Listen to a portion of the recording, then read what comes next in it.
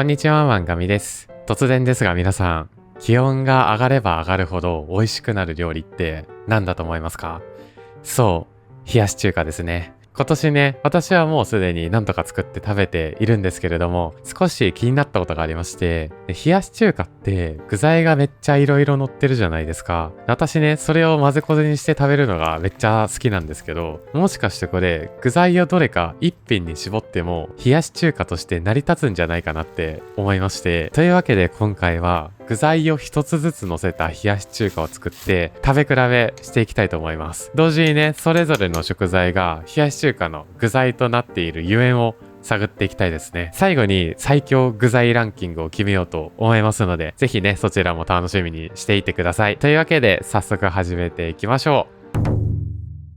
はい、それではね、料理の準備が完了しましたので、今から食べていきたいと思います。エントリーナンバー1、卵、エントリーナンバー2、カニカマ、エントリーナンバー3、キュウリ、エントリーナンバー4、ハム。こちらがね、パッケージにも載っている定番の具材かと思います。あとね、2種類用意しておりまして、エントリーナンバー5、ツナマヨ、エントリーナンバー6、何もなし。ツナマヨね、なんとなくこれ合うんじゃないかなっていうことで用意させていただきました。何もなしっていうのは、付属の酢醤油をかけて食べるつもりでおります。というわけでね、ちょっと早速食べていきたいと思うんですけれども、王道の卵からいってみますか。それでは、いただきます。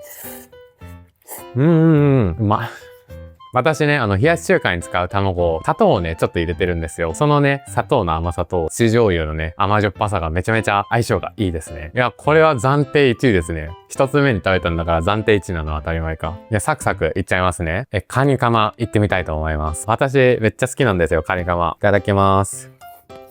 いや、このカニカマの風味がめっちゃいいですね。海鮮の香り。あとね、この独特のしょっぱさと、ちょっとしたね、甘さ。他の具材には出せない、一風変わったね、味わいを出してくれる。相性抜群です。次は、キュウリいきます。キュウリはね、どうだろうな。私単体で食べるのちょっと苦手かもしれない。悪くはない。悪くはないが、単体で食べるものではないですね。単体だと、やっぱり味がサラダ特有の植物感みたいなのが、私がね、ちょっと野菜苦手なのも相まって、なかなかね、難しいなっていうふうには思いましたね。次はハム、いってみます。素晴らしい。お肉はもう正義ですね。満足感がね、やっぱり強いですね。ハムの塩気もね、この酢醤油とめっちゃ相性がいいですね。いやー、これやっぱ外せないな。鶏のね、ほぐした胸肉とか乗せても美味しいと思うんですけど、私はハムの方が手軽で好きですね。次はね、ツナマヨいきたいと思います。いや、これはどうなのか美味しいのか。いただきます。あり。全然ありです。めっちゃ美味しいかも。ツナマヨにこの酢醤油が混ざった時の旨味。ツナマヨにね、甘みと酸味が足されるとこんなに美味しいんだ。普通におにぎりの具材とか、ご飯にかけて食べる用のおかずとして全然成り立つ気がする。麺以外でも活躍の場が見込める。いや、これはね、発見してしまったかもしれない。ランキングに食い込んでくる可能性全然ありますよ。最後に何もなしでいただきたいと思います。今までね、散々具材乗せて食べてきたのに、最後に何もなしで食べるのちょっともったいないな。最初に食べればよかった。いただきます。いや、美味しいです、めっちゃ。これはこれでめっちゃ美味しいですね。ちょっとからしつけてみてもいいですか？めっちゃ美味しい。ちょっとね、やっぱ物足りない感はあるんですけど、家にね、具材が何もなくて、なぜか冷やし中華の麺だけ残っているっていう最悪の場合を想定した時に、意外とこの選択肢はありだと思います。100g ぐらいだったら全然これで食べられる気がする。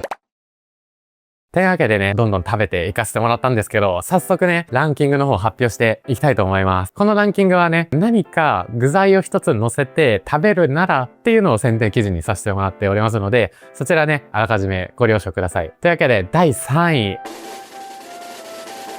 ハム。いや、ちょっとね、やっぱお肉は外せなかったですね。やはりね、ボリューム感が得られるというのと、ハムの塩気がね、この冷やし中華にすごいマッチしておりましたので、こちら第3位とさせていただきました。第2位。カニカマ。いやー、カニカマ。これもね、外せなかったですね。海鮮めっちゃ好きなんですよ。で、この海鮮のね、風味を手軽に味わえるっっていうところ、このカニカマにしか出せない風味が、この2位という結果を得るに値するなと思いまして、選ばせてもらいました。そして、第1位。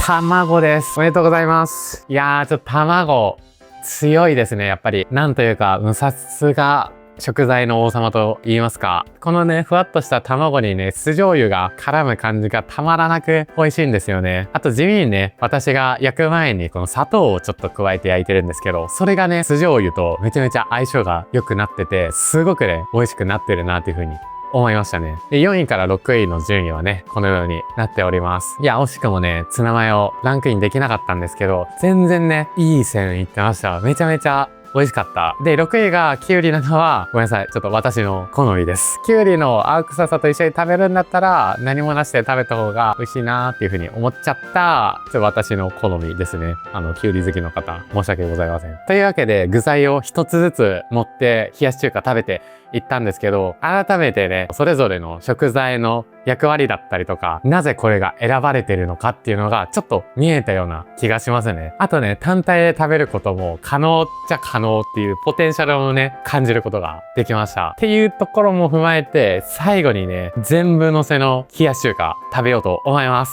いただきます。というわけでね、今、混ぜ混ぜしてます。私ね、冷やし中華混ぜて食べるんですよ。ネットで調べてみたんですけど、あんまりいないみたいですね。私普通にお店とかで全然混ぜて食べてたので、若干ね、カルチャーショックというか、私も冷やし中華混ぜて食べてますよって方いらっしゃいましたら、ぜひコメントで教えていただけると嬉しいです。というわけでね、混ぜ混ぜしてこんな感じになりましたので、こちらいただいていきたいと思います。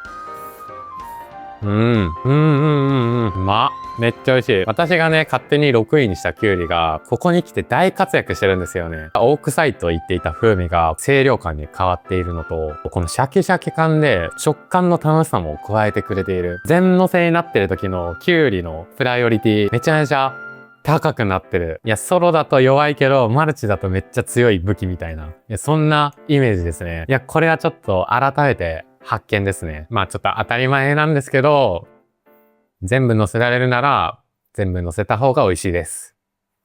というわけで、本日も最後まで見てくださいまして、どうもありがとうございました。また次回の動画でお会いしましょう。バイバーイ。